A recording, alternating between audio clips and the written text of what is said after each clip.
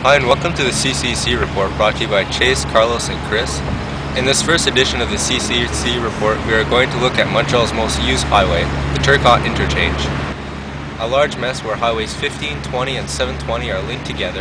This so-called spaghetti junction accumulates more than 300,000 cars on a daily basis, far exceeding its original design of 60,000 vehicles daily.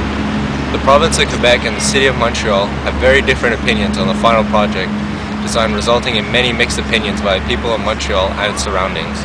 One edition of Patrick Bernard's series, the Pimento Report, focuses on the Turcot Interchange. His report, dating from November 2009, explains Quebec and Montreal's plans for the rebuilding of the interchange.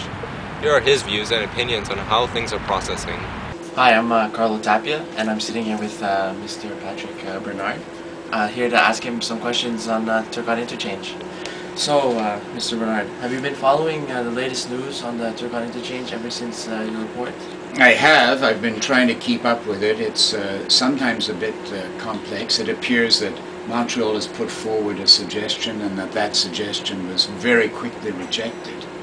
In fact, people were shocked here that the Ministry of Transport, and through the Minister, turned down Montreal's suggestion so rudely, I would say, actually.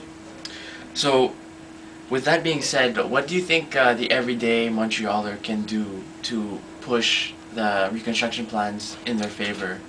There's two points of view. One, there are people who use the system, the road system, and they are very frightened of basically less capacity, less auto capacity on the roads because they have the practical problem of getting to work and going back home in the evening. And then there are people in the neighborhoods, people who are concerned about planning, people who are concerned about the future, I would say, who are very, very worried about basically the authorities repeating designs from the 1960s and imprisoning Quebec in an outmoded mode of transport, basically, in a backward way of doing this. Now, the main problem here is to reconcile these 2 points of view. And there's only one possible sensible solution, and that is for the government of Quebec to commit itself to a solution that involves mass transit, but then to build that mass transit. This requires an investment, and a fairly sizable investment. Quebec government's original plan for the Turcot Interchange was to rebuild it where highways 15, 20, and 720 meet. The original plan was for it to be done with a $1.5 billion budget and for it to be finished rebuilding in 2017. With this plan, a whole neighborhood would have to be destroyed. There would be more traffic on the highways and nothing would be done about public transportation. This was criticized a lot, so the Montreal minister had a new plan that he proposed.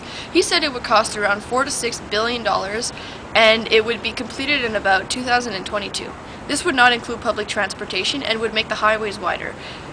Which is not needed because more cars would be able to go on it. With 300,000 cars going through the Turcot Interchange daily, something has to be done. If public transportation was added to the spaghetti junction, it would eliminate 60,000 cars a day. The project needs to focus more on public transportation and less cars going through it to make it eco-friendly. This was Chase with the CCC report. Thank you for watching.